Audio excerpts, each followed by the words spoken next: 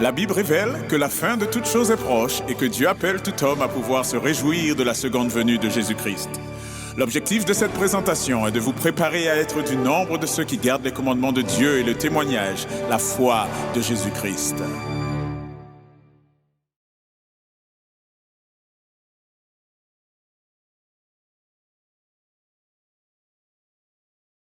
Eh bien, bonjour à toutes et à tous et à vous qui nous suivez également depuis Internet et quel que soit l'endroit où vous êtes.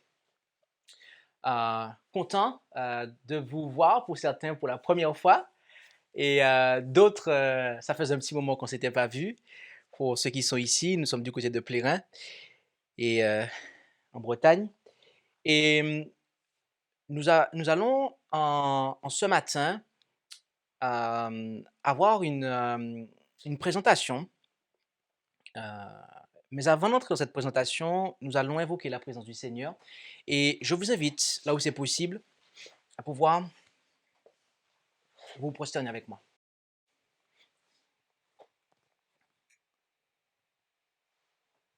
Notre Père qui est aux cieux, nous voulons te remercier pour toutes tes bontés manifestées à notre égard. Merci pour ton amour que tu déverses sur chacun d'entre nous. Et en cet instant, nous voulons poursuivre ce service et recevoir davantage de toi. Nous te demandons tout particulièrement le discernement afin que nous soyons en mesure de comprendre le temps dans lequel nous vivons et de réaliser que des événements que tu nous as annoncés il y a de cela fort longtemps sont en train de se développer toujours plus sous nos yeux.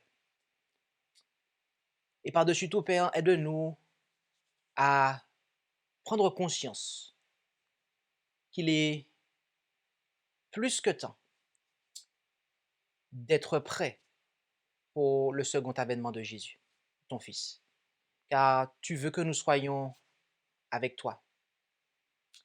Alors, donne-nous, Seigneur, ce discernement. Accorde-nous cette promptitude à pouvoir nous conformer à la lumière que tu fais briller sur notre sentier. Pardonne et purifie-nous de nos manquements, de nos fautes, et fais-nous grâce. En Jésus-Christ, nous t'en prions. Amen. Amen.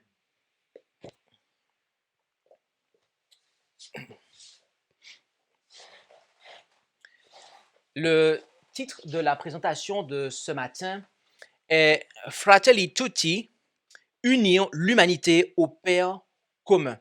Et c'est la 12e présentation de la 3e année depuis laquelle nous faisons des signes des temps. Et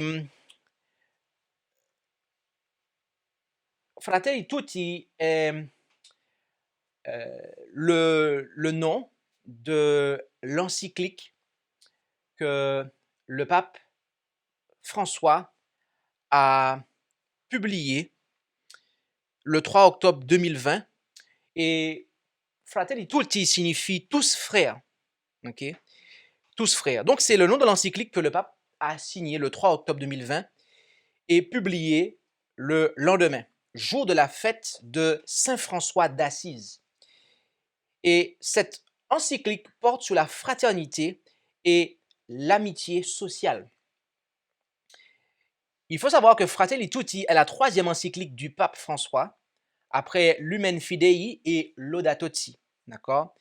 Et pour plusieurs observateurs, cette encyclique apparaît comme celle qui incarne la maturité, mais aussi le bilan de son pontificat. Et savez-vous ce qu'est une encyclique, premièrement, avant d'entrer en matière? Ok, si certains d'entre vous ne savez pas, eh bien, nous allons faire un rappel de ce qu'est une encyclique. Okay?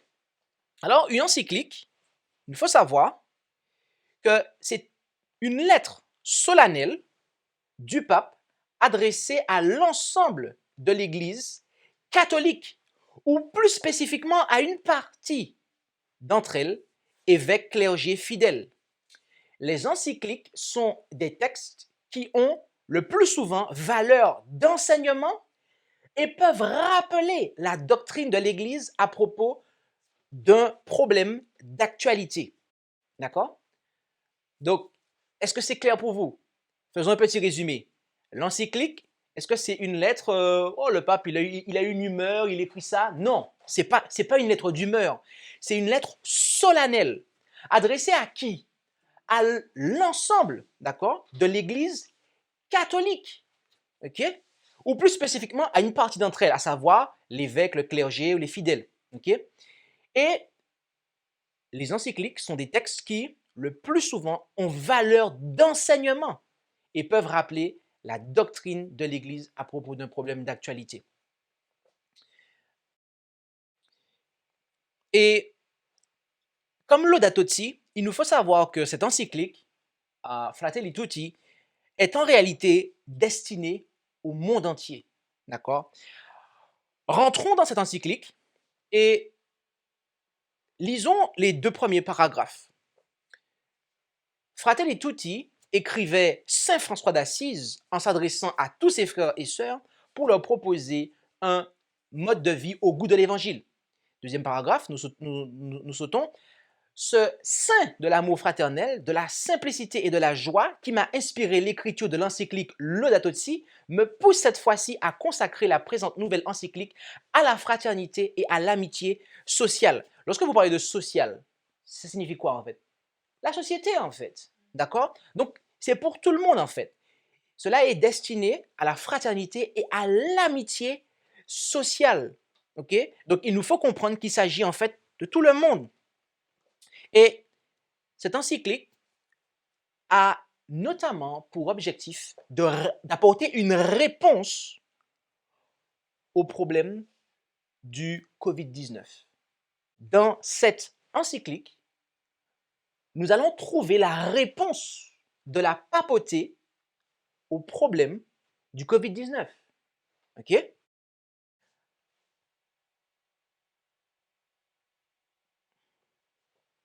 Il dit effectivement, le paragraphe 32 de l'encyclique, certes, une tragédie mondiale comme la pandémie de Covid-19 a réveillé un moment la conscience que nous constituons une communauté mondiale qui navigue dans le même bateau, où le mal de l'un porte préjudice à tout le monde. Donc, il est clair que ça porte après le Covid-19. Mais remarque un petit peu la suite. Je ne vais pas rester très longtemps dessus, mais il dit, nous nous sommes rappelés que personne ne se sauve tout seul, qu'il n'est possible de se sauver qu'ensemble. OK? C'est pourquoi j'ai affirmé que la tempête démasque notre vulnérabilité et révèle ces sécurités fausses et superflues avec lesquelles nous avons construit nos agendas, nos projets, nos habitudes et priorités, etc. etc. D'accord? Donc, il y a ici le plan de sauvetage que la papauté désire proposer au monde, à l'humanité en fait. Et est-ce que vous savez de quoi il s'agit? Alors, si vous ne l'avez pas lu, vous ne savez pas de quoi il s'agit. Mais je dois être honnête avec vous. Nous n'aurons pas le temps de tout voir aujourd'hui. D'accord?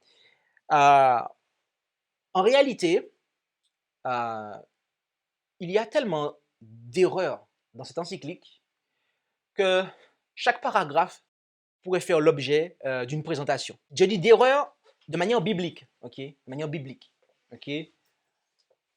Car pour ceux qui ne le savent pas, la papauté, elle est représentée dans la Bible à au moins 4 endroits. En Daniel 7, par la bête terrible, mais aussi par la petite corne, qui se retrouve aussi en Daniel 8. En 2 Thessaloniciens 2, l'apôtre Paul, faisant une référence à Daniel 7, le qualifie comme étant l'homme de péché. Et en Apocalypse 13, nous avons la bête qui monte de la mer. La bête qui monte de la mer. Et lorsque nous parlons du pape, il s'agit ici de la papauté, donc de la fonction, de cette fonction-là, en fait, d'accord, qui est à divers endroits remplie par des hommes. Je tiens à préciser que nous n'attaquons pas ici les personnes qui sont de confession catholique. Nous respectons les catholiques, nous les aimons même d'ailleurs, et nous leur voulons du bien. Mais nous parlons simplement ici de système, parce que la Bible, effectivement, prophétiquement parlant, dénonce aussi des choses, et Dieu a jugé bon de placer ces dénonciations dans la parole de Dieu, que ce soit en Daniel 7, que ce soit en 2 Thessaloniciens 2, ou que ce soit en Apocalypse 13. Il veut que nous soyons au courant de cela. D'accord? Et il y a de ce fait des erreurs dans cette encyclique, mais nous allons simplement présenter les points majeurs. Et nous allons voir ce que dit la Bible, la réponse de la Bible à cela, en fait, en réalité. La première chose que nous allons présenter de ce que le pape propose, c'est qu'il souhaite contrôler les médias, notamment Internet. D'accord? En effet, au paragraphe 205, il dit « Les médias peuvent contribuer à nous faire sentir plus proches les uns des autres. » Et plus bas, il dit « Mais il est nécessaire de s'assurer constamment que les formes de communication actuelles nous orientent effectivement vers une rencontre généreuse, vers la recherche sincère de la vérité intégrale, le service des pauvres, la proximité avec eux, vers la tâche de construction du bien commun. En même temps, comme l'ont enseigné des évêques d'Australie, nous ne pouvons pas accepter un monde numérique conçu pour exploiter notre faiblesse et faire émerger ce qu'il y a de pire chez les personnes. Donc, notez qu'il dit que les médias peuvent contribuer à nous faire nous sentir plus proches. Donc, à ce qu'on soit frères, d'accord, à unir l'humanité. Mais attention, il faut que ce soit que généreux, oui, et il faut que ce soit destiné à la recherche sincère de la vérité intégrale. Notez cela hein, dans votre tête, notez-le, paragraphe 205, le pape a dit la recherche sincère de la vérité intégrale, il a dit. Ok, j'aimerais vous poser une question. Savez-vous ce qu'est l'Inquisition? Qu'est-ce que l'Inquisition? L'Inquisition, c'est lorsque le pape a ordonné de rentrer chez tous les chrétiens pour ne pas avoir la Bible. Pour ne pas avoir la Bible. Ok. Et c'est une réponse, effectivement, qu'on peut accepter. Et j'aimerais que l'on puisse avoir la réponse du dictionnaire. Pour avoir une réponse beaucoup plus affûtée que cela. L'Inquisition, juridiction ecclésiale d'exception active du XIIIe au XVIe siècle pour la répression des crimes d'hérésie. Ok? Donc, l'hérésie, lorsque et dans ce contexte-là, parce que la Bible parle d'hérésie, il y a une hérésie qui est biblique, mais dans ce contexte-là, en fait, il s'agit d'une hérésie, c'est-à-dire un enseignement qui n'est pas en conformité avec ce que l'Église catholique avait, en fait. Donc, ce qui n'était pas en conformité avec leur credo, ils le qualifiaient d'hérésie, en fait. Donc, du moment que votre discours n'était pas en accord avec le discours de l'Église, eh bien, vous faisiez l'objet d'inquisition, en fait. Ok? Il y avait des répressions. Donc, ceux qui avaient un discours différent de l'Église catholique étaient réprimés pour ça. Ce que propose le pape, mes amis, de faire là, c'est une remise en place de l'Inquisition, en fait. Mais d'une manière qui est moderne, en fait. D'accord? À savoir, si votre discours n'entre pas dans une promotion de la fraternité que on va vous proposer, d'accord? On vous coupe vos médias, en fait.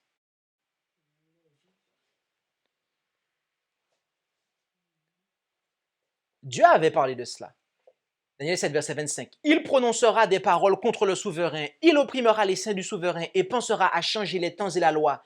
Et les saints seront livrés en sa main pendant un temps, des temps et la moitié d'un temps.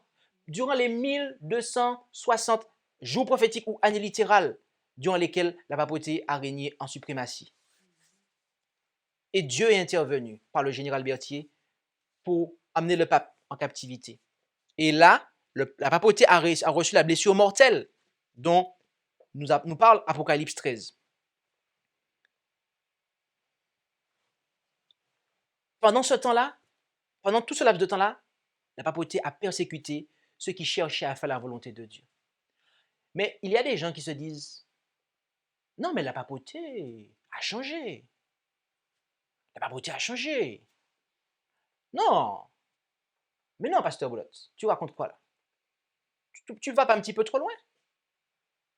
Alors, ce que je crois ne vous intéresse pas. Qu'est-ce qui vous intéresse quand je prêche? C'est ce que la Bible dit, n'est-ce pas? Voyons voir ce que la Bible dit. Posons la question à la Bible. Est-ce que la papauté change? Ok. Rendons-nous en Apocalypse 13, versets 1 et 2. Apocalypse 13, versets 1 et 2. Et je vis monter de la mer une bête qui avait 7 têtes et 10 cornes. Et sur ses cornes 10 diadèmes. Et sur ses têtes un nom de blasphème. Et la bête que je vis ressemblait à un léopard. Ses pieds étaient comme ceux d'un ours et sa gueule comme la gueule de lion. Et le dragon lui donna sa force et son trône et un grand pouvoir. Nous savons qu'il s'agit en fait ici de la papauté, notamment lorsqu'elle a la tête qui reçoit la blessure mortelle. D'accord? Et ainsi, elle a cette bête ressemblait à un léopard. Okay? Donc, elle avait un corps qui ressemblait à celui d'un léopard.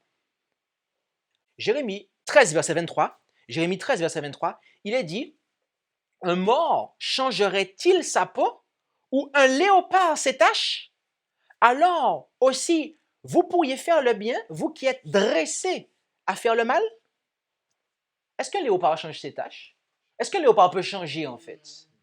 Mes amis, le Dieu du ciel, qui sait toutes choses, a représenté la papauté par une bête ayant un corps de léopard. Face à cela, on a son fils qui est représenté par un agneau. Ok? Un agneau, il est doux en fait. Il ne va jamais vous attaquer en fait. Il va faire... C'est la douceur en fait. Par contre, face à cela, on a un léopard. Et mes amis, la Bible me dit que le léopard, il ne change pas en fait. Donc, Dieu nous dit, et là, vous allez noter que cette présentation, on ne va prendre que la Bible en fait. Il n'y aura aucun texte des témoignages des professionnels dans cette présentation en fait. Pour vous montrer à quel point en fait, ce que la papauté présente n'est pas conforme en fait. Mais ici, je tenais à faire ce point-là avec vous pour vous montrer que ce système qui a persécuté pendant tant d'années les enfants de Dieu, qui voulaient simplement, en fait, se conformer à ce qui est écrit ici. Ce système, mes amis, en réalité, Dieu nous dit qu'il ne changera pas. Il ne changera pas, mes amis. Rome ne change jamais, exactement. Deuxièmement, donc on a vu, c'est lutter, en fait, contrôler les médias. D'accord? Donc, en fait, en quelque part, une remise en place de l'inquisition, en fait. D'accord? Du moment que votre discours ne se conforme pas avec ce que nous disons, d'accord? Eh bien, vous êtes censuré. Vous êtes censuré. La deuxième chose que l'on peut noter dans cette encyclique, c'est que le pape souhaite lutter contre le fondamentalisme. De quoi s'agit-il? Le paragraphe 46 nous dit, on peut lire notamment, les fanatismes qui conduisent à détruire les autres sont également le fait de personnes religieuses, sans exclure les chrétiens, qui peuvent faire partie des réseaux de violence verbale sur Internet et à travers les différents forums ou espaces d'échange digital. Donc, violence verbale. Violence verbale. Continuons à lire, je ne vais pas faire de commentaires tout de suite. Paragraphe 221. Ce pacte, donc le pacte social dont il parlait dans les paragraphes qui sont juste avant, implique aussi qu'on accepte la possibilité de céder quelque chose pour le bien commun. Personne ne pourra détenir toute la vérité ni satisfaire la totalité de ses désirs, parce que cette prétention conduirait à vouloir détruire l'autre en niant ses droits. OK? Notez juste ici qu'il a dit que personne ne pourra détenir toute la vérité ni satisfaire la totalité de ses désirs. OK, juste ça. Et un troisième paragraphe, paragraphe 284, la violence fondamentaliste est parfois déclenchée dans certains groupes de l'une ou l'autre religion par l'imprudence de leurs responsables. D'accord? Plus bas, il dit, les chefs religieux sont appelés à être de véritables personnes de dialogue, à œuvrer à la construction de la paix, non comme des intermédiaires, mais comme d'authentiques médiateurs. OK? Alors, mes amis, notez que, en fait, vous êtes... c'est ça le fondamentalisme, en fait. D'accord? La violence fondamentaliste, il est dit qu'elle est déclenchée par des responsables religieux, d'accord, qui sont imprudents, d'accord? Et quand vous prenez un peu comme vous avez 3 pièces de tissu, avec l'aiguille, avec le fil, vous pouvez les raccommoder.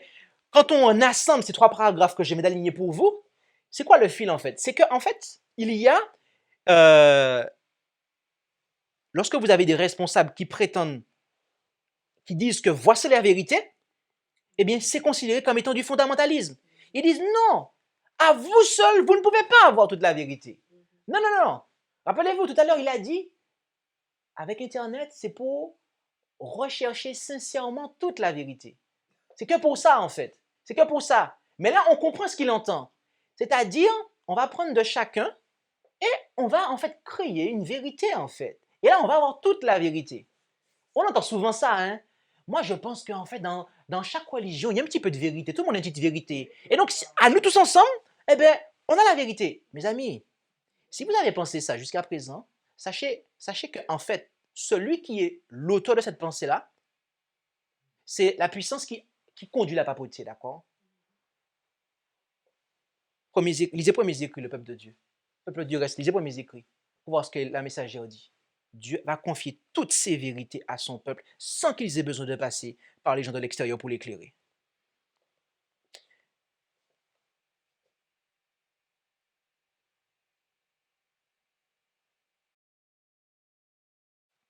Et juste un petit rappel historique pour que vous puissiez savoir.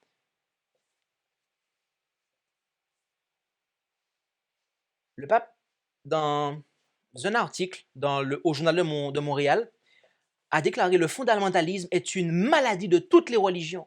Le fondamentalisme est toujours une tragédie. Il n'est pas religieux. Il lui manque Dieu. Il est idolâtre. Nous, catholiques, nous en avons quelques-uns, et même beaucoup de fondamentalistes. Ils croient avoir la vérité absolue et salissent les autres avec les diffamations et ils font du mal, etc. D'accord? Donc, fondamentaliste, c'est le fait d'avoir la vérité. Le fait, pour eux, c'est le fait d'avoir la vérité absolue. D'accord? Donc, d'avoir des croyances fondamentales qui sont la vérité, ok? C'est du fondamentalisme, d'accord? C'est de la violence, en fait. Ils appellent ça de la violence, ok? Et même du fanatisme, en fait, d'accord? Et dans un autre article, il a pu dire, et accrochez-vous pour celle-là, le pape est revenu à nouveau sur le thème de la rigidité d'aujourd'hui, disant que ceux qui suivent inflexiblement la loi de Dieu sont malades et ont besoin de l'aide du Seigneur.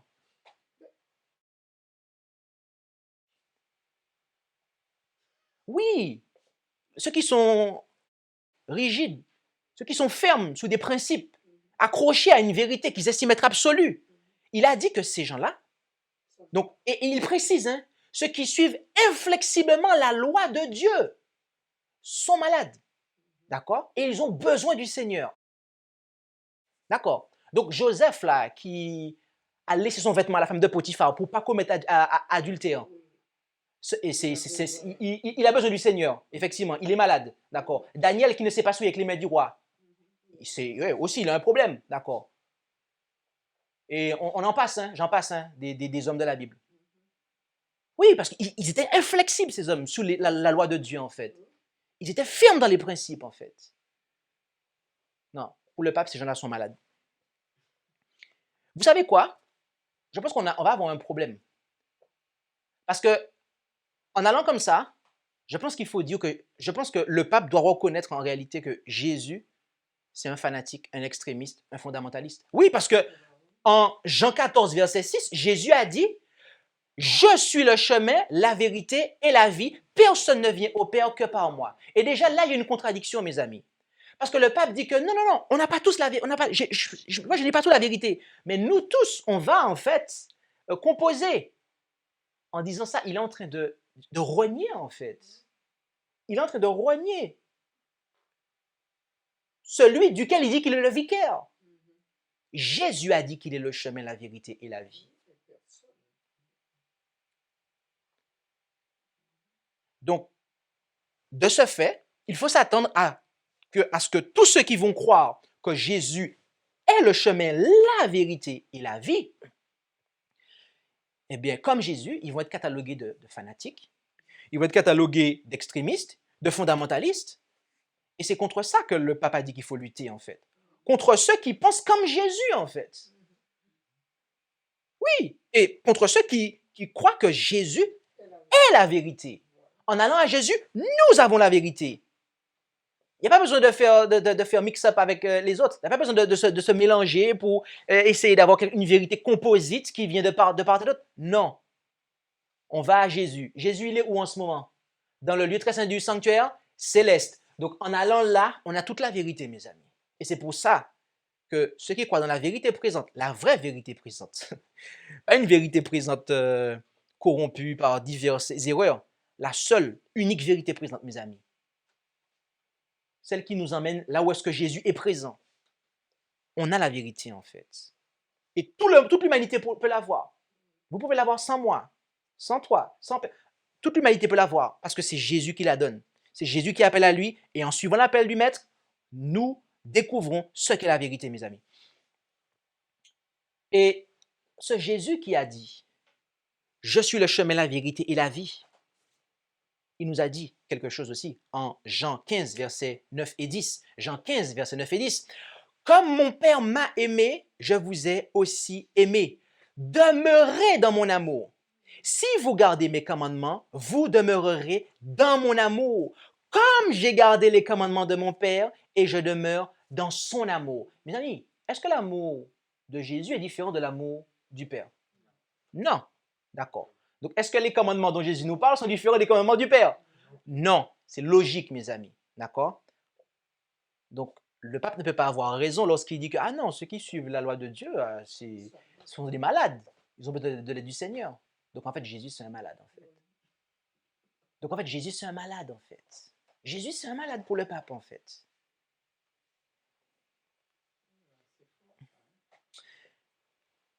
L'un des autres objectifs de Fratelli Tutti qui a été exprimé est de limiter les libertés individuelles. D'accord? Au paragraphe 105, il est dit que l'individualisme ne nous rend pas plus libres, plus égaux, plus frères, plus bas, mais l'individualisme radical est le virus le plus difficile à vaincre. D'accord? Il nous trompe, il nous fait croire que tout consiste à donner libre cours aux ambitions personnelles, comme si en accumulant les ambitions et les sécurités individuelles, nous pouvions construire le bien commun. Les amis, si vous prenez le temps de lire, de relire ce paragraphe-là, et que vous faites une synthèse, en fait, de ce paragraphe, voilà ce qui va en découler, en fait. Il y a un bien commun à construire. Et donc, pour cela, votre individualité, elle ne peut pas primer, en fait. Elle ne peut pas primer. Rappelez-vous, tout à l'heure, il a dit qu'il nous faut renoncer à des choses. Il va falloir renoncer à des choses. Oui, il va falloir renoncer.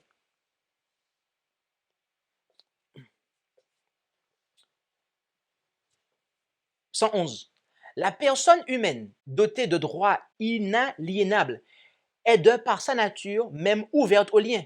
Il y a en effet aujourd'hui la tendance à une revendication toujours plus grande des droits individuels. Je suis tenté de dire individualiste. Plus loin, il dit, si le droit de chacun n'est pas harmonieusement ordonné au bien plus grand, il finit par se concevoir comme sans limite et par conséquent devenir une source de conflit et de violence. Donc, autrement dit, si vous revendiquez des droits personnels, d'accord? Eh bien non, vous êtes un fauteur de trouble, en d'autres termes. Vous êtes un fauteur de trouble. Et lorsque le pape dit ça, et que vous avez le contexte historique, eh bien vous vous rendez compte que il parle en matière de conscience. En effet, en 2015, le 18 avril 2015, le pape a déclaré que la religion ne doit pas se limiter à la conscience personnelle. Oui. Est-ce que, mes amis, ce langage-là, ça vous dit pas quelque chose? Mais c'est ce pourquoi, en fait, l'Inquisition portait, en fait. Les gens n'avaient pas le droit d'adorer Dieu selon leurs convictions. Ils n'avaient pas le droit, en fait, de lire un passage et de dire « Ah, merci Seigneur, eh bien, je vais faire ça, en fait. » S'ils faisaient ça, ceux qui dérogeaient à l'Église, tout de suite, ils étaient châtiés, en fait. Et le pape, rappelez-vous, le léopard, il ne change pas. La papauté ne change pas, mes amis.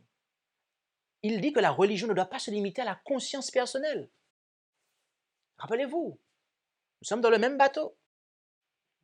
On ne peut que se sauver ensemble. Alors que la Bible me dit, hors de Jésus, point de salut. Mais le pape dit, c'est hors de l'Église, point de salut. On va la voir dans quelques instants d'ailleurs, cette Église.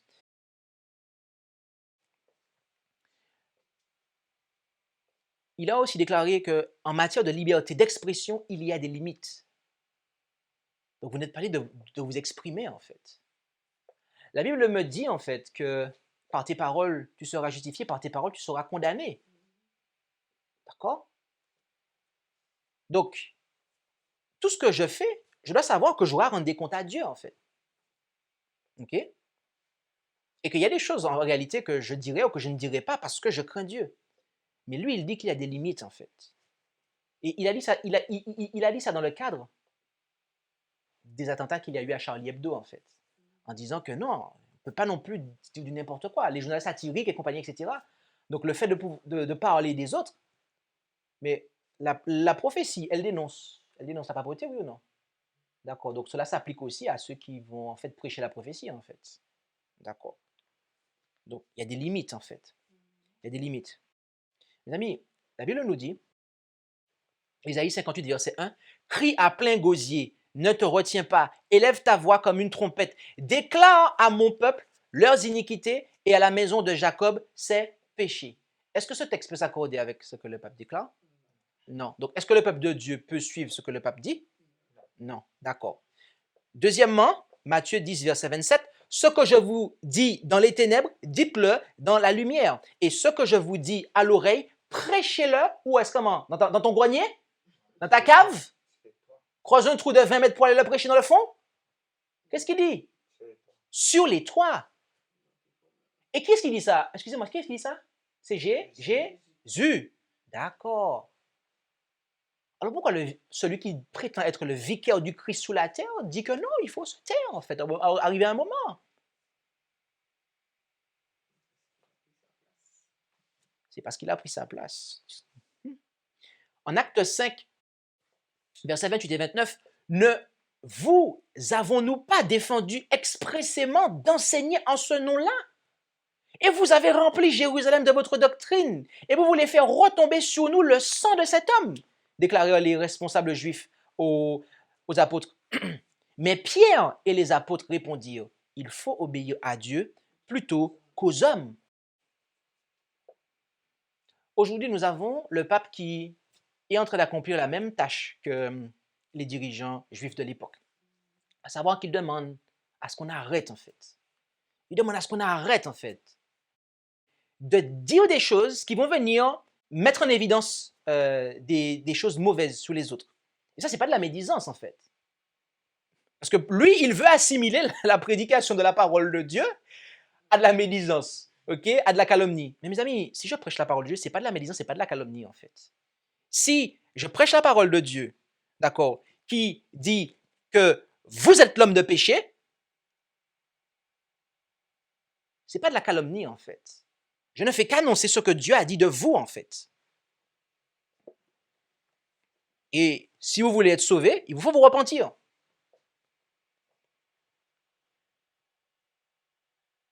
En 2 Timothée 1, verset 3, oui, 2 Timothée 1, verset 3, je rends grâce à Dieu que je sers avec une conscience pure comme mes ancêtres, car nuit et jour, je ne cesse de faire mention de toi dans mes prières.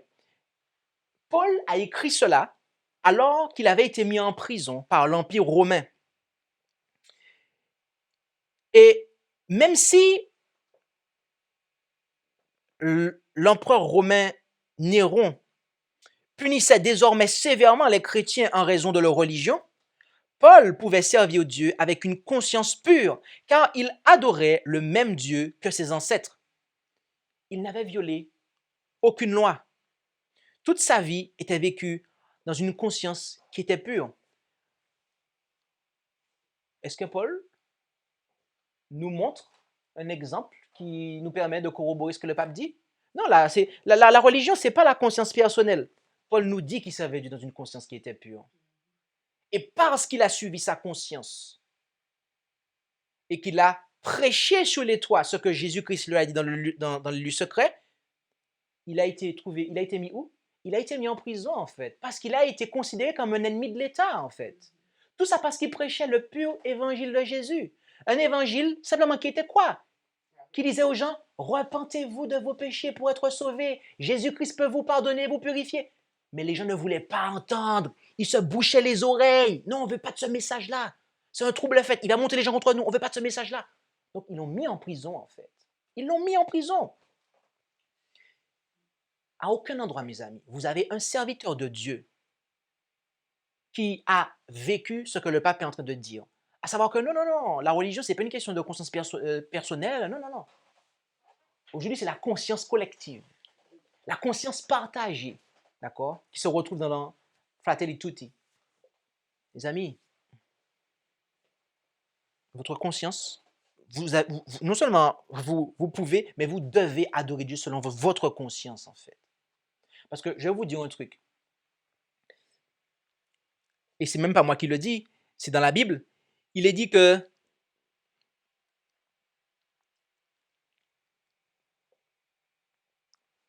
je vais chercher le passage pour vous, pour ne pas... Et en réalité, j'aurais dû le prendre. Mais c'est maintenant qu'il me revient à l'esprit.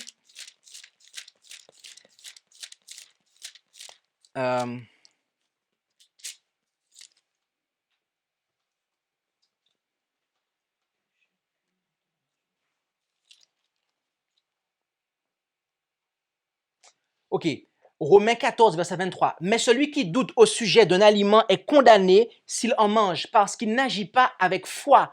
Or, tout ce que l'on ne fait pas avec foi est un péché. Romains 14, verset 23. D'accord? Dieu veut qu'on agisse avec foi, en fait. Autrement dit, on doit être convaincu, en fait. On doit avoir notre conscience qui soit en conformité, qui ne soit pas frustrée lorsque l'on fait quelque chose. Vous savez que si vous faites quelque chose, mais pour vous, ce que vous faites, c'est bien. Vous, ce que vous faites, c'est bien. Vous estimez que c'est bien. Mais qu'en réalité, extérieurement parlant, objectivement parlant, c'est pas bon, vous êtes tenu de faire la chose. Après, Dieu va vous éclairer. D'accord? Mais vous ne pouvez pas, en fait, aller en contradiction avec votre conscience, en fait. Dieu veut qu'on agisse en toute bonne foi, avec une bonne conscience, en fait. Or, la papauté nous dit le contraire. La papauté nous dit le contraire. Elle dit que non. Donc, même si votre conscience vous perturbe, parce que vous savez c'est quoi que vous devez faire, mais non, vous devez laisser ça comme ça et suivre le projet que nous avons pour l'humanité. Donc, en fait, il ne faut pas marcher par la foi en réalité. Parce qu'il ne faut pas marcher par la foi. Il nous faut suivre la bête. Non, mes amis. Non. Dans son encyclique Fratelli Tutti, il parle aussi de supprimer la peine de mort. C'est étrange. Et j'ai mis ça en question. Supprimer la peine de mort? paragraphe 263. Aujourd'hui, nous disons clairement que la peine de mort est inadmissible et l'Église s'engage résolument à proposer qu'elle soit abolie dans le monde entier.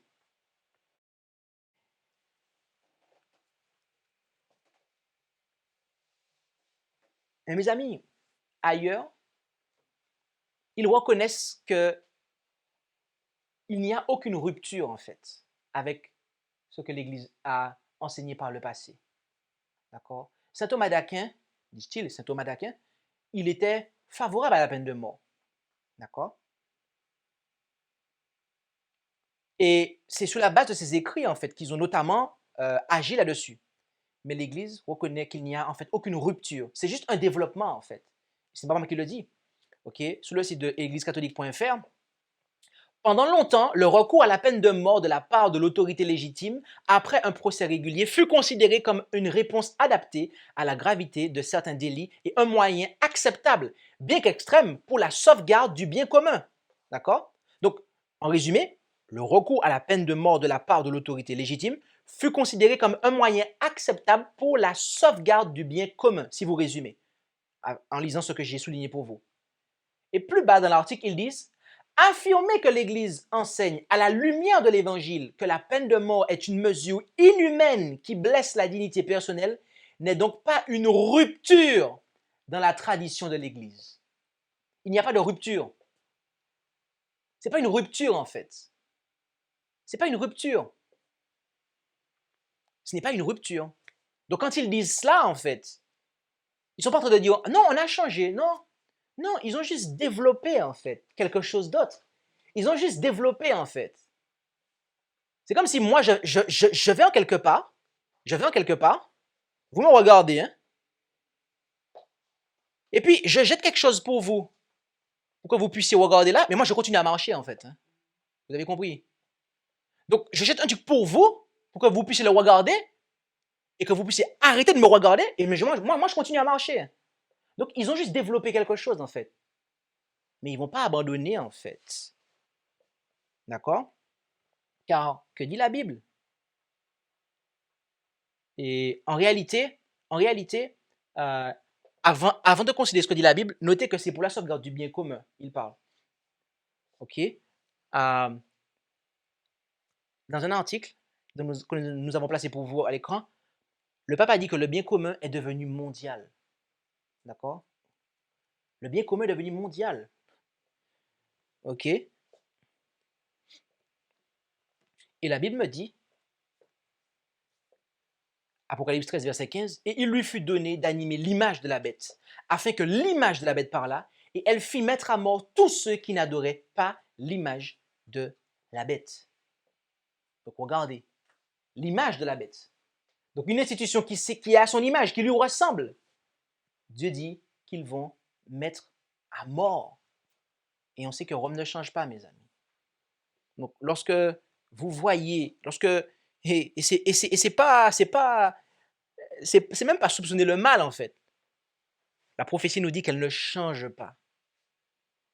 Donc, lorsqu'ils laissent entendre que oui, il faut un changement, approchez-vous pour voir un petit peu, examinez. Vous allez voir qu'il n'y a aucun changement en réalité, en fait.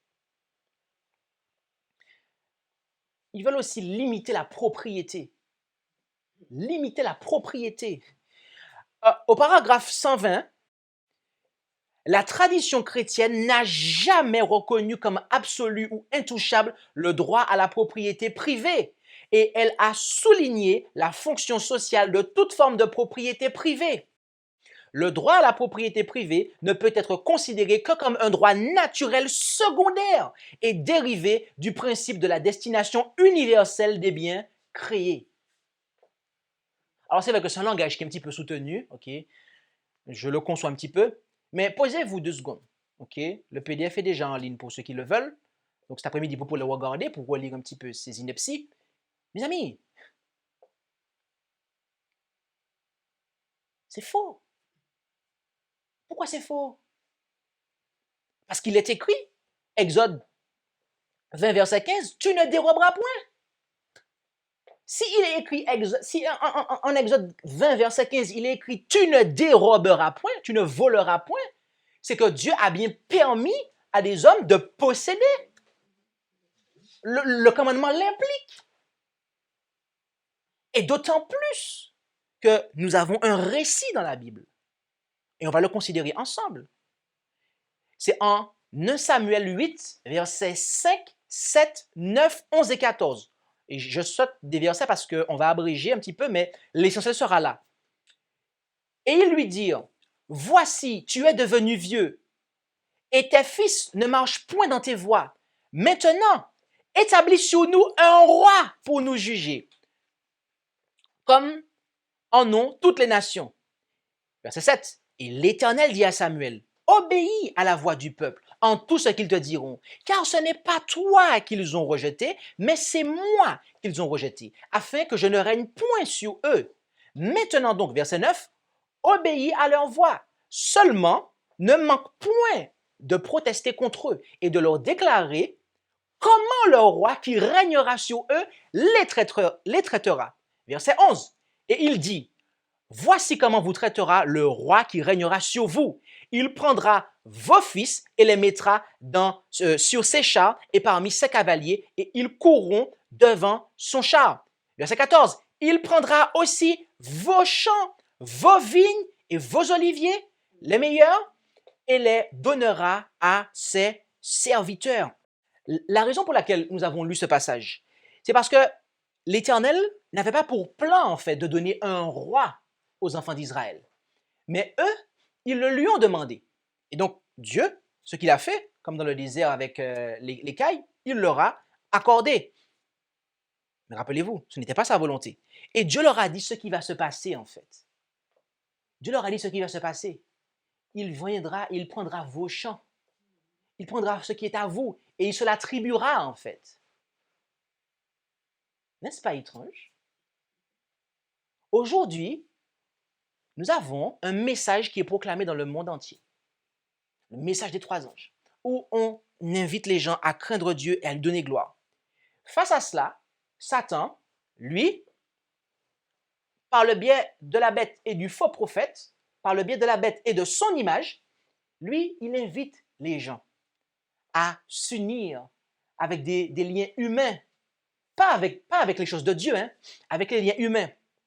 Et pour faire ça, notez qu'est-ce qui se passe. C'est comme avec les rois, en fait, mes amis. Votre propriété, elle est enlevée, en fait. Vous avez des choses qui sont à vous, mais parce qu'il y a quelque chose qui est établi et qui n'est pas inspiré de Dieu, qui n'a pas été voulu par Dieu, eh bien, vos biens vous seront confisqués si on l'estime bon, en fait.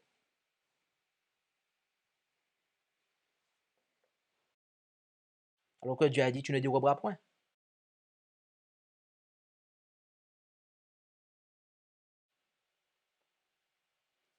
Et tout cela dans un contexte de gouvernement mondial.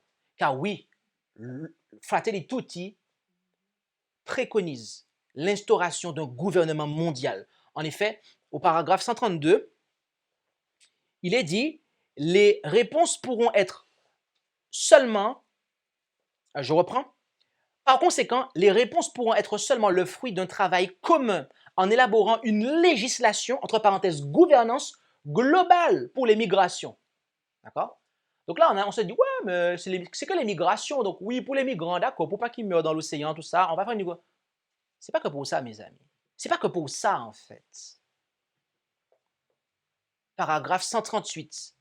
Nous avons besoin d'un ordre juridique, politique et économique mondial susceptible d'accroître et d'orienter la collaboration internationale vers le développement solidaire de tous les peuples. Que voulez-vous, mes amis?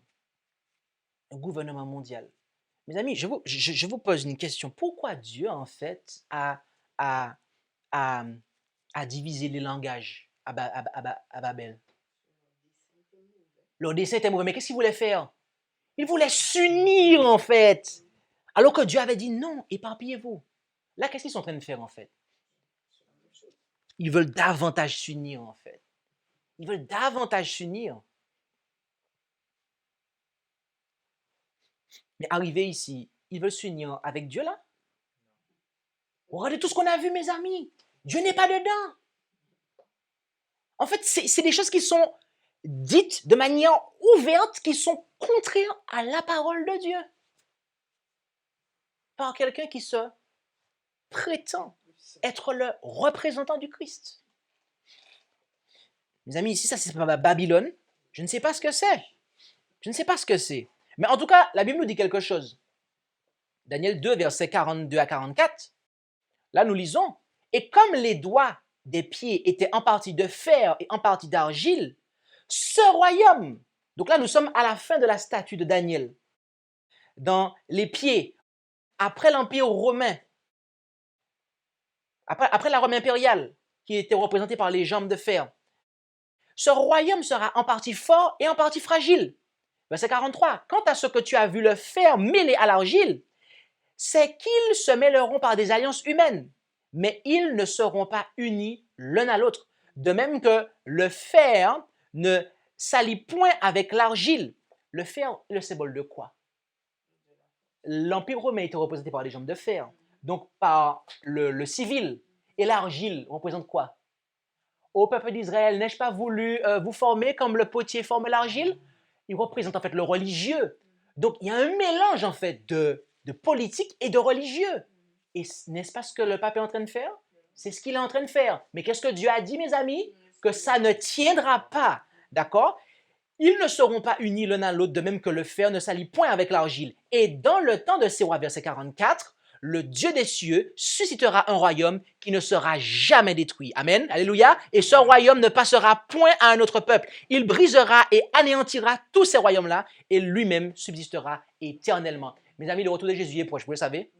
Parce que nous voyons en fait une continuité, d'accord? Et on voit ce développement. Mais là, c'est au niveau mondial, mes amis. C'est au niveau mondial. Et là, notre monde, et le monde dans lequel nous vivons, il est à plat ventre, il est couché, d'accord? Le Covid l'a mis à terre. Et donc là, il cherche des solutions pour pouvoir se relever. Et voilà ce que le pape propose. Il y a aussi la reconnaissance de l'Église catholique comme étant mère. Au paragraphe 276, il dit « C'est pour cela que même si l'Église respecte l'autonomie de la politique, elle ne limite pas pour autant sa mission au domaine du privé.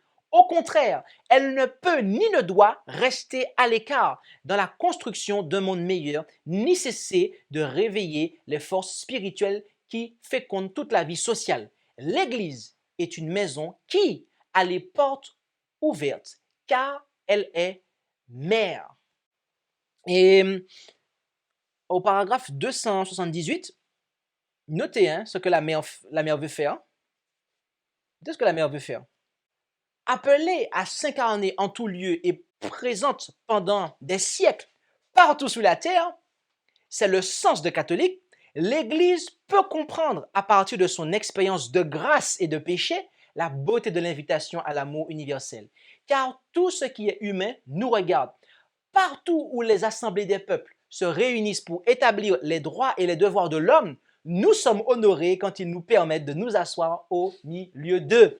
Notez ici que lorsqu'il dit catholique, il parle ici de l'Église en fait qui a duré pendant les siècles passés en fait. D'accord?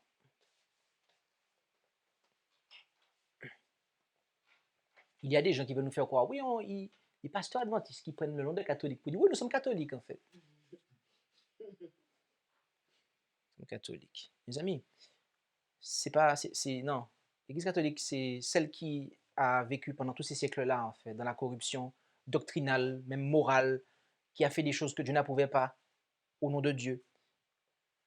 Et ils disent que partout où les assemblées des peuples se réunissent pour établir des droits et des devoirs. Mes amis, qu'est-ce qui établit les droits et les devoirs de l'homme?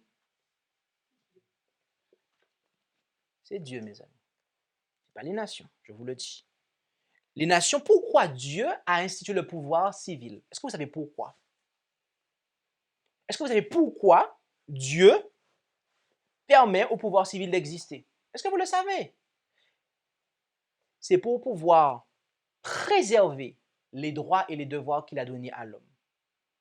Mais du moment qu'une nation bafoue ses droits et même contraint ses citoyens à ne pas faire la volonté de Dieu, à ce moment-là, cette nation aura des comptes à rendre à Dieu, mes amis. Cette nation aura des comptes à rendre à Dieu. Nous sommes honorés quand ils nous permettent de nous asseoir au milieu d'elle. Donc, l'Église catholique ne cherche pas, et la papauté ne cherche pas, en fait, à se mettre avec les peuples pour leur dire, non, voilà ce que Dieu dit, voici les devoirs et les devoirs de l'homme. Non. Ils vont là où on va établir des droits et des devoirs en tant que mère. Donc, il reconnaît que l'Église catholique est mère. Il dit qu'elle est mère. Mais savez-vous ce que la Bible dit? Apocalypse 17, versets 1, 2 et 5.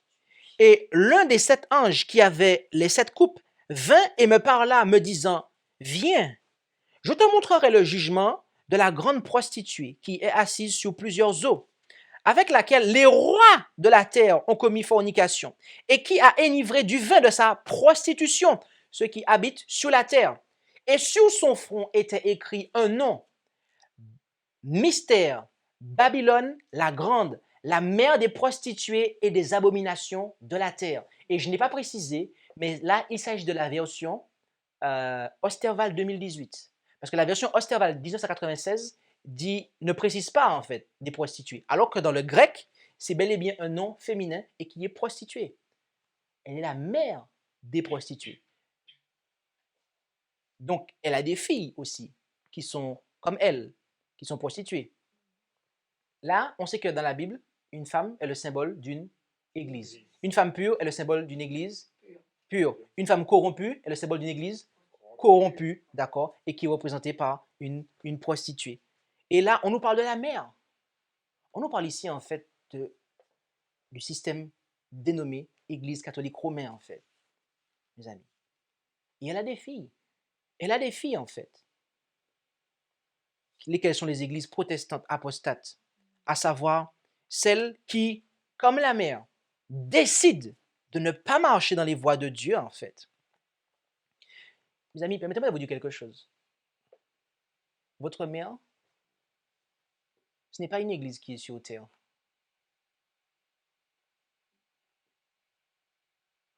Votre mère, ce n'est pas l'Église catholique romaine, en fait. Même si elle dit que oui, mais je suis la mère, etc. Notre mère n'est pas là, mes amis. Il ne faut pas chercher sur terre de manière spirituelle. Paul nous a dit où est-ce qu'il faut regarder. Galates 4, verset 26. Mais la Jérusalem d'en haut est libre, et c'est elle qui est la mère de nous tous. Donc il y a deux mères. Il y a une qui est prostituée sur la terre et qui veut que les gens la regardent, mais il y en a une qui est en haut, qui est libre, qui n'est pas prostituée. Et c'est là que Dieu veut que nous regardions. Tout comme la Jérusalem littérale représente Israël en tant que nation, la Jérusalem d'en haut représente l'Église chrétienne, la nouvelle nation élue. La nouvelle Jérusalem est la capitale du royaume de gloire. D'accord? Ok? Elle est la capitale du royaume de gloire. Et c'est là qu'il faut regarder, mes amis.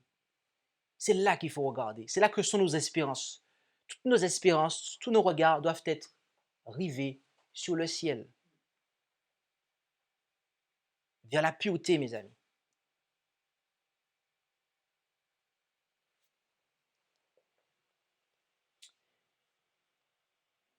Et la papauté, au travers de Fratelli Tutti, propose aussi qu'il y ait un père, ok? Que l'humanité ait un père en commun, un père commun à cette fraternité mondiale. Au paragraphe 46, à la fin, il en a parlé d'ailleurs, le père commun, ok? En disant que si on est dans le fanatisme, donc le fondamentalisme, tout ça, tout ce qui est de croire en une vérité absolue, eh bien, cela nous empêche d'avoir le Père en commun. Donc déjà, arrivé ici, on ne peut pas croire, qu'il fait allusion au véritable Père qui est dans le ciel, puisqu'il nie tacitement que Jésus-Christ est la vérité, et Jésus-Christ qui a dit qu'il est la vérité, il est le Fils de Dieu qui est le Père. Donc déjà, il y a un problème en fait. Continuons. Paragraphe 272. Nous, croyants, nous pensons que sans une ouverture au Père de tous, il n'y aura pas de raison solide et stable à l'appel de la fraternité. Le Père de tous. Attendez, je ne comprends pas. Le Père de tous? Parce qu'effectivement, en fait, il y a un être qui est le Père, mais ce n'est pas tout le monde qui le reconnaît comme étant le Père. OK? Et dans un certain sens, on ne peut pas dire que nous avons tous le même Père. OK, qui est ce Père? À la fin, il place deux prières. La première prière, c'est la prière au Créateur. Il dit Seigneur et Père de l'humanité. La deuxième prière, c'est la prière œcuménique. Et il dit Notre Dieu, Trinité d'amour. Voilà la divinité qu'il propose à l'humanité. La Trinité. La Trinité. Oui, parce que c'est le fondement, en fait. Vous le savez, je pense. C'est le fondement de Rome, en fait. Toutes les autres doctrines de Rome se fondent sur cette conception de Dieu-là, la Trinité, en fait.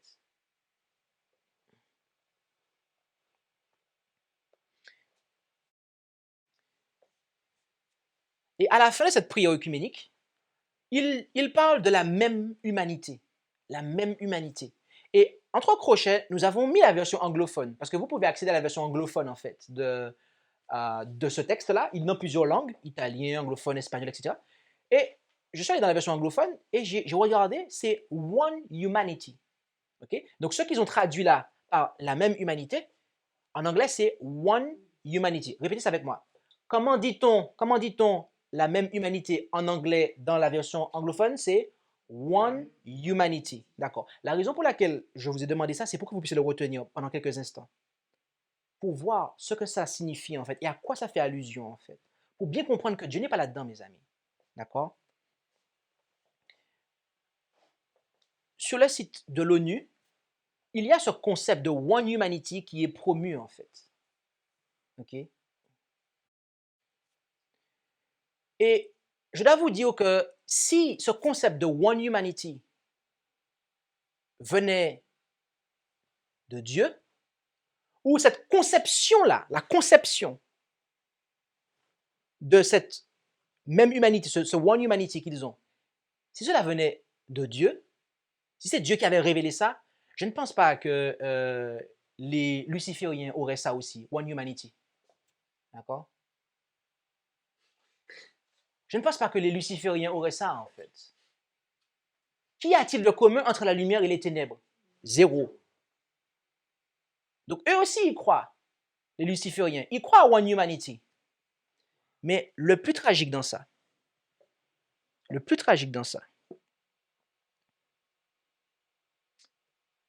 c'est que l'Église adventiste nominale n'est pas épargnée par ça, mes amis. Eux aussi, ils croient dans One Humanity.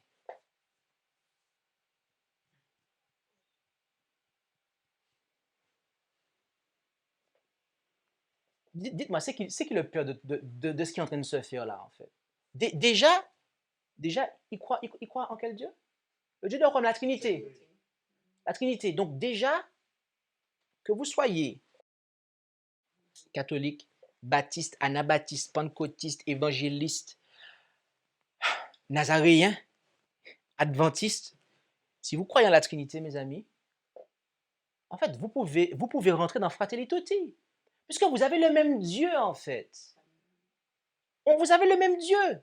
Si nous croyons en la Trinité, eh bien, Fratelli Tutti, ce n'est pas un problème pour nous. Mais mes amis, la Bible ne me parle pas de Trinité. Donc, je ne peux pas, par définition même, accepter Fratelli Tutti. Puisqu'on n'a pas le même Dieu, on n'a pas le même Père. La Trinité, mes amis, c'est le fruit de la frustration de ce que Satan n'a pas réussi à faire au ciel. Au ciel, il voulait monter sur le trône et être le troisième. Il n'a pas réussi. Sur terre, il a cherché un concept pour pouvoir être adoré et il a monté la Trinité, mes amis. Donc c'est pour ça que en fait, vous avez cette alliance avec One Humanity qu'il y a entre, en fait, l'Église catholique, les pouvoirs civils, l'ONU, etc., et même les lucifériens, en fait. Et les églises qui acceptent, ok, cette même divinité.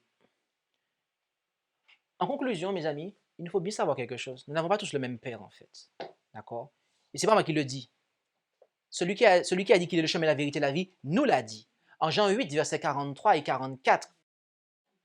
Et en réalité, du verset 41 jusqu'au verset 44, Jésus déclara, « Vous faites les œuvres de votre Père. » Il lui dit donc, « Nous ne sommes point issus de la fornication, nous avons un seul Père, c'est Dieu. » Jésus leur dit, « Si Dieu était votre Père, vous m'aimeriez, parce que c'est de Dieu que je suis issu et que je viens, car je ne suis pas venu de moi-même, mais c'est lui qui m'a envoyé. Pourquoi ne comprenez-vous point mon langage? C'est parce que vous ne pouvez écouter ma parole. Le Père dont vous êtes issus, c'est le diable, et vous voulez accomplir les desseins de votre Père.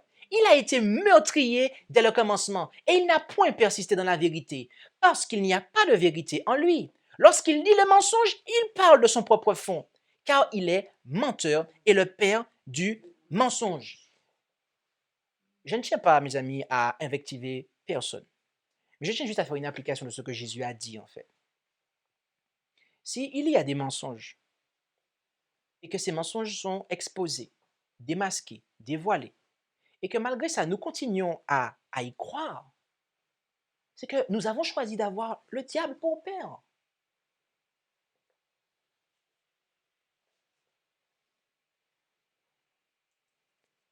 Et lorsque nous voulons mettre des gens qui disent la vérité à mort, lorsque nous voulons les faire taire, supprimer leur liberté, leur enlever leur propriété, qu'est-ce que vous avez pour père? Le même que les Juifs, en fait, qui voulaient faire taire Jésus.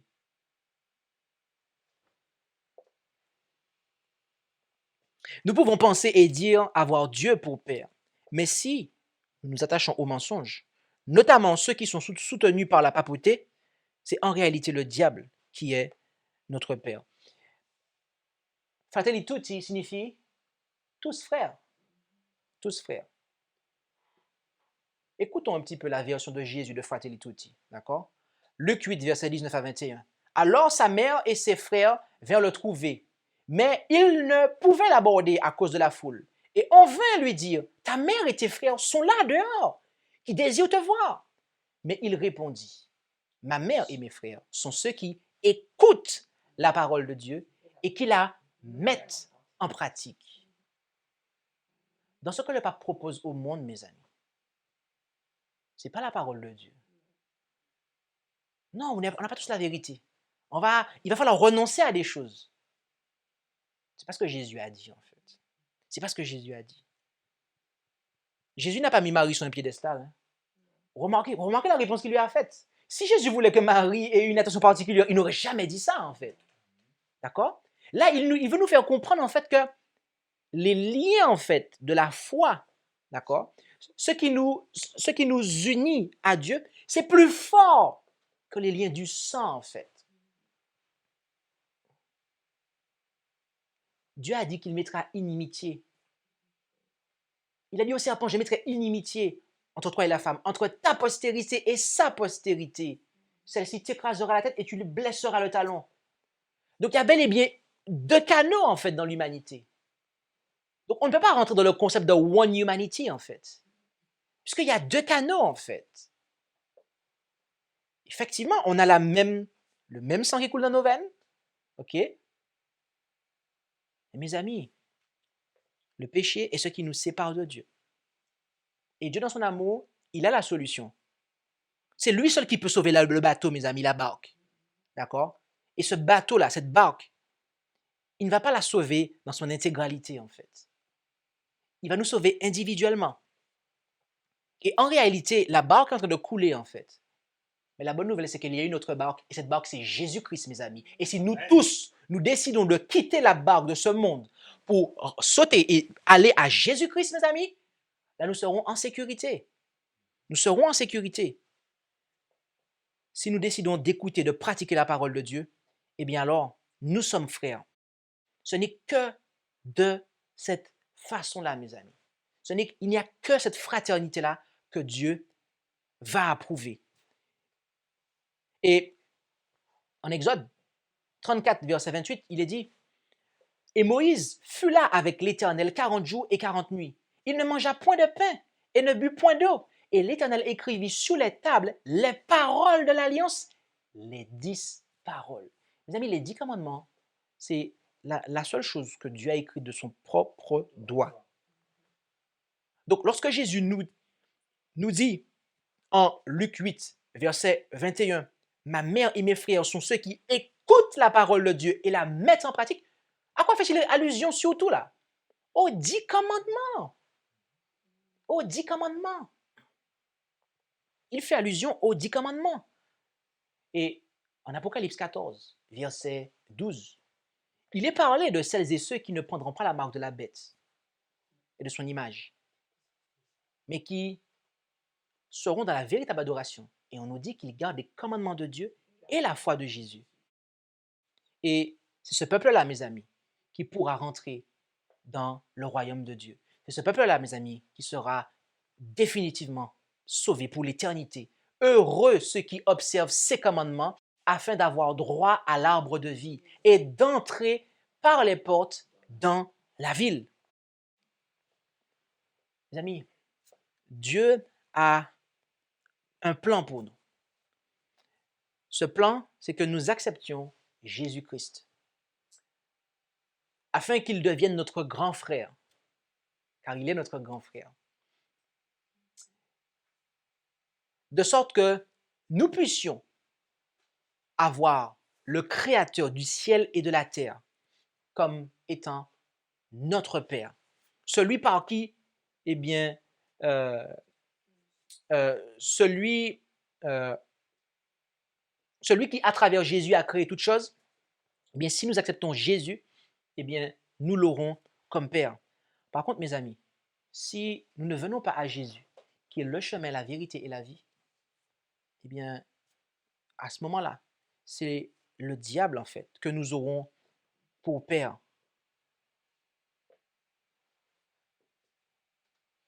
Unir l'humanité au Père commun, c'est unir l'humanité au Père du mensonge, mes amis. Nous n'avons pas tous Dieu pour Père.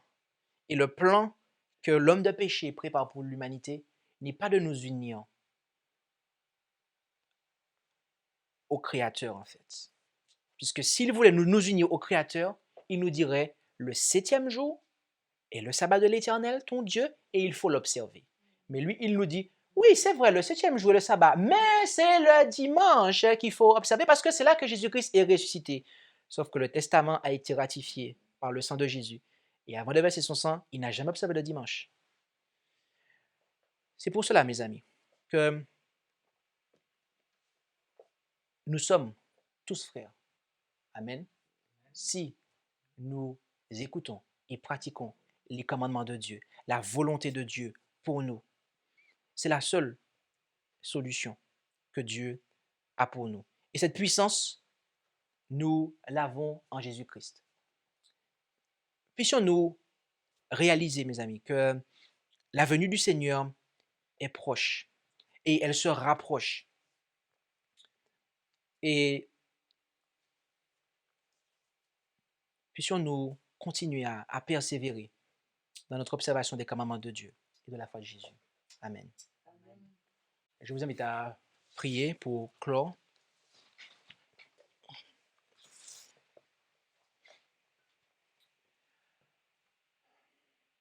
Notre Dieu, notre Père céleste, nous venons à toi en cet instant pour te réclamer ta puissance. Donne-nous de pouvoir avoir cet amour notamment pour la vérité, et que nous puissions nous attacher toujours plus à Jésus-Christ, qui est le chemin, la vérité et la vie. Que pour rien dans ce bas monde, nous puissions nous détourner ou nous éloigner de Jésus et de ses paroles qu'il nous a laissées, lesquelles sont destinées à pouvoir nous communiquer ton esprit et nous faire marcher, nous permettre de progresser sur le chemin qui mène à toi.